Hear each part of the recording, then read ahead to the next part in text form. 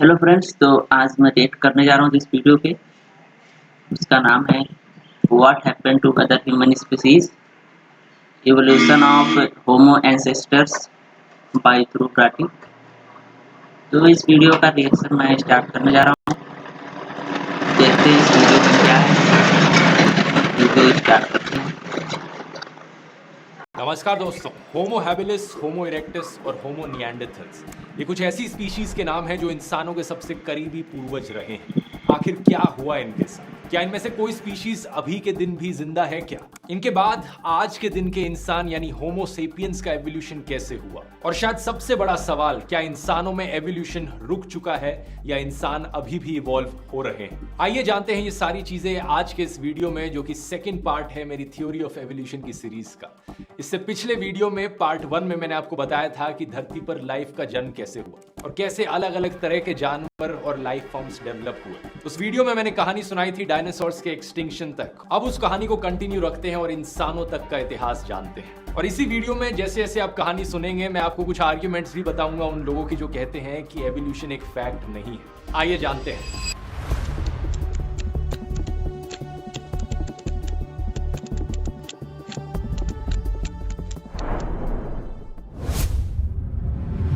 अपनी कहानी की शुरुआत करते हैं ह्यूमंस के क्लोजेस्ट लिविंग रिलेटिव्स से, यानी वो जानवर जो कि आज के दिन जिंदा हैं और इंसानों के सबसे ज्यादा करीब हैं, द ग्रेट एप्स।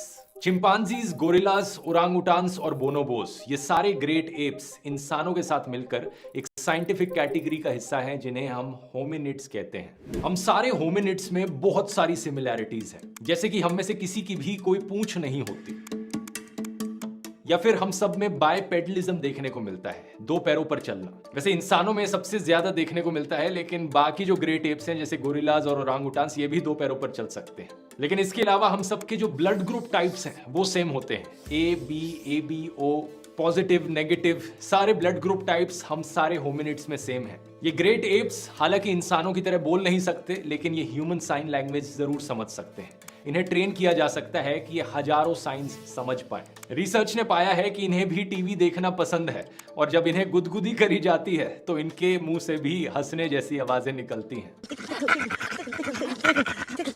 ये सारी सिमिलैरिटीज कोई कोइंसिडेंस नहीं है। यही कारण है कि इंसानों का और चिंपांजीज का 99% डीएनए मैच होता है। और इनके बाद सेकंड पोजीशन पर आते हैं गोरिल्लास। 98% डीएनए इंसानों का और गोरिल्लास का सेम। और फिर थर्ड कजन्स हैं हमारे ओरांगुटान्स, जिनमें 97% डीएनए सिमिलैरिटी है। इससे एक स्टेप पीछे ले तो आती है होमिनॉइड्स की कैटेगरी। इस कैटेगरी में हम ग्रेट एप्स और इंसानों के साथ साथ लेसर एप्स को भी इंक्लूड करते हैं, जैसे कि गिबन्स की 20 स्पीशीज। गिबन्स को नहीं जानते तो ये कुछ ऐसे दिखते हैं और इनका 96% डीएनए मैच करता है इंसानों से। सभी होमिनॉइड्स की कैटेगरी में किसी के पास भी पूंछ नहीं है और सबके पास ट्राइक्रोमैटिक कलर विजन है। जैसा हम अपनी आंखों से देख सकते हैं, ऐसे ही सारे होमिनॉइड्स अपनी आंखों से देख सकते हैं, उन्हें भी यही दिखता है। अब एक स्टेप और पीछे लो तो आती है एंथ्रोपॉइड्स की कैटेगरी। इसमें हम एप्स के साथ साथ बंदरों को भी इंक्लूड कर देते हैं। करीब 130 स्पीशीज ओल्ड वर्ल्ड मंकीज की और 120 स्पीशीज न्यू वर्ल्ड मंकीज की जो आज के दिन जिंदा है। एंथ्रोपॉइड्स शब्द आता है एक्चुअली में एंथ्रोपोस प्लस ऑइड शब्दों से। इसका मतलब होता है रिजेंबलिंग ह्यूमंस, इंसानों जैसा दिखना। अब एक स्टेप और पीछे ले तो आती है प्राइमेट्स की कैटेगरी, जिसमें हम टार्जियर्स और लीमर्स को भी इंक्लूड कर देते हैं। इन दो प्रकार के जानवरों को प्रोजीमियंस कहा जाता है, जिसका मतलब है प्री मंकी। टार्जियर्स ये क्यूट से छोटे छोटे दिखने वाले बंदर हैं जो साउथ ईस्ट एशिया में पाए जाते हैं। जब ये रोते हैं तो इनकी आवाज अल्ट्रासाउंड कैटेगरी में चली जाती है, जैसे कि एक चमगादड़ की आवाज होती है।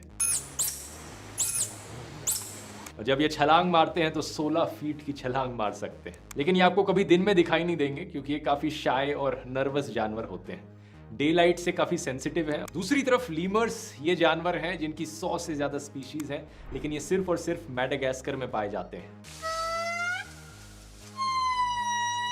ये दुनिया के ओल्डेस्ट लिविंग प्राइमेट है। हर कैटेगरी जो मैंने आपको अभी तक बताई, इन सब में कुछ ना कुछ सिमिलैरिटीज हैं। इसे विजुअलाइज करने का सबसे अच्छा तरीका है, मैंने जैसे पिछले वीडियो में बताया था, कि एक पेड़ इमेजिन करो, एक एवोल्यूशन का ट्री जिसमें अलग अलग टहनियां निकल रही हैं। इन सारी टहनियों के एंड पॉइंट पर है वो जानवर जो कि आज के दिन अभी तक जिंदा है। और इन एंड पॉइंट से जैसे ही आप पीछे चलना शुरू करोगे आपको दिखेगा कि दो टहनियां एक में ज्वाइन हो जाती हैं, फिर दो बड़ी टहनियां फिर एक में ज्वाइन हो जाती हैं। तो जो पॉइंट जहां पर ये टहनियां ज्वाइन हो रही हैं वहां से पता लगता है कि इन अलग अलग एंड पॉइंट्स के कॉमन एंसेस्टर्स हैं। और जो टहनियों के एंड पॉइंट्स इंसानों के सबसे ज्यादा करीब है वही जानवर इंसानों से सबसे ज्यादा रिलेटेड है। जैसे कि इंसान की टहनी में और ग्रेट एप्स की टहनियों में एक कॉमन पॉइंट आता है जिसके अराउंड आप एक सर्कल बना सकते हो और कह सकते हो ये होमिनिड्स की कैटेगरी है। फिर गिबन्स को भी इसमें इंक्लूड करके जो कॉमन पॉइंट आता है एक बड़ा सर्कल बना सकते हो और कह सकते हो ये है होमिनॉइड्स की कैटेगरी। ऐसे ही इससे बड़ा एक सर्कल बन जाएगा एंथ्रोपॉइड्स की कैटेगरी और फिर एक बड़ा सर्कल बनेगा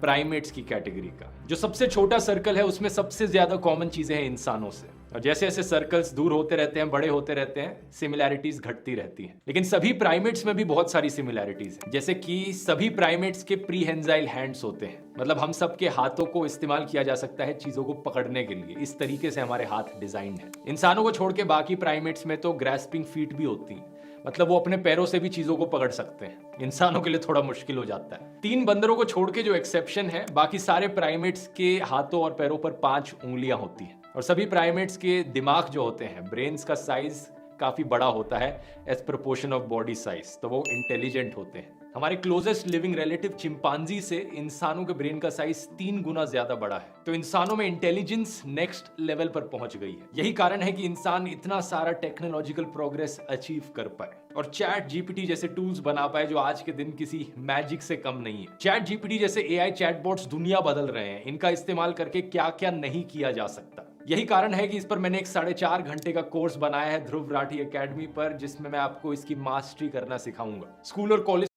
40 इस्तेमाल करेंगे, GIVE 40। इसका लिंक नीचे डिस्क्रिप्शन में मिल जाएगा, जल्दी कीजिए क्योंकि ये डिस्काउंट कोड सिर्फ पहले 400 लोगों के लिए ही एप्लीकेबल होगा। अच्छा, प्राइमेट्स पर अब वापस आते हैं। सभी प्राइमेट्स ग्रुप्स में रहते हैं, कॉम्प्लेक्स सोशल बिहेवियर दिखाते हैं और सेंस ऑफ स्मेल जो है सभी प्राइमेट्स का इतना अच्छा नहीं है। बाकी मैमल्स का सेंस ऑफ स्मेल कहीं ज्यादा बेहतर है प्राइमेट्स से, जैसे कि कुत्तों का इंसानों से कंपेयर करो तो। अब इस एवोल्यूशन की ट्री को अगर हम दोबारा देखें दोस्तों, मैंने अभी तक सिर्फ एंड पॉइंट्स की बात करी है, वो जानवर जो अभी तक जिंदा है। लेकिन शायद सबसे दिलचस्प चीज तो वो है जो इन टहनियों के मिडिल पॉइंट्स हैं, वो जानवर जो अब जिंदा नहीं रहे। ग्रेट एप्स और इंसानों के बीच में कई ऐसे मिडिल पॉइंट्स थे। अगर इन टहनियों की बात करोगे तो ऐसे कई और स्पीशीज आपको देखने को मिलेंगी जो इंसानों से कहीं ज्यादा और रिलेटेड थी। इंसानों के सबसे करीबी पूर्वज जो अब नहीं रहे, इनकी बात करने के लिए टाइम में थोड़ा पीछे चलते हैं, करीब 60 मिलियन ईयर्स पहले। साइंटिस्ट का अनुमान है कि यही वो समय था जब प्राइमेट्स का एवोल्यूशन देखने को मिला। साल 2012 में कुछ फॉसिल्स पाए गए मोंटाना में, जिन्होंने दिखाया कि एक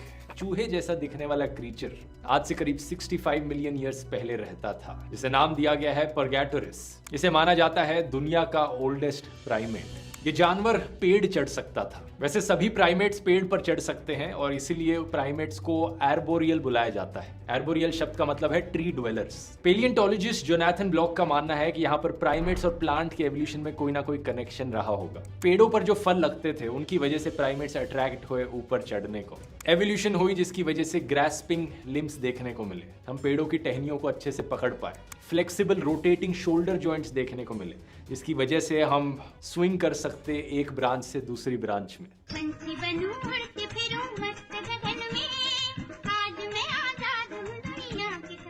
हमसे मेरा मतलब है यहाँ पर सभी प्राइमेट्स। वैसे एवोल्यूशन में अगला इंटरेस्टिंग पॉइंट आता है करीब 25 मिलियन ईयर्स पहले, जब होमिनॉइड्स का जन्म होता है और पूंछ गायब हो जाती है कुछ प्राइमेट्स की। सबसे पुराना एंसेस्टर इंसानों का जिसके पास कोई पूंछ नहीं थी वो था एक प्राइमेट जिसका नाम था प्रोकॉन्सल। सवाल यहाँ पर ये उठता है कि पूंछ आखिर गायब क्यों हुई। न्यूयॉर्क यूनिवर्सिटी के रिसर्चर बोजिया ने पाया कि एक जीन पूंछ के पीछे रिस्पॉन्सिबल है, जीन TBXT। आज से सिर्फ 2 साल पहले बोजिया ने पता लगाया कि TBXT की जीन में एक म्यूटेशन हुई जिसकी वजह से होमिनॉइड्स में पूंछ गायब हो गई। इसके पीछे पॉसिबल रीजन बताया जाता है कि प्राइमेट्स ने 2 पैरों पर चलना शुरू कर दिया था। और पूंछ होना पेड़ों पर लटकने के लिए तो बड़ी यूजफुल है, लेकिन 2 पैरों पर चलना हो तो बड़ी अनोइंग चीज बन जाती है। अब 2 पैरों पर चलने की इस चीज को हम कहते हैं बायपेडलिज्म।